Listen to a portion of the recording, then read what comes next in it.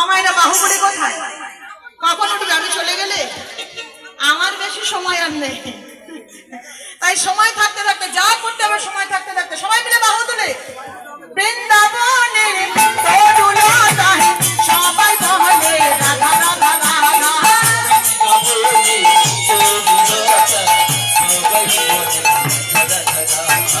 বৃন্দাবনের তরুলতায় সবাই বলে রাধা রাধা রাধা। বৃন্দাবনের তরুলতা সবাই বলে রাধা রাধা রাধা রাধা রাধা রাধা রাধা বলে ওরে মন যদি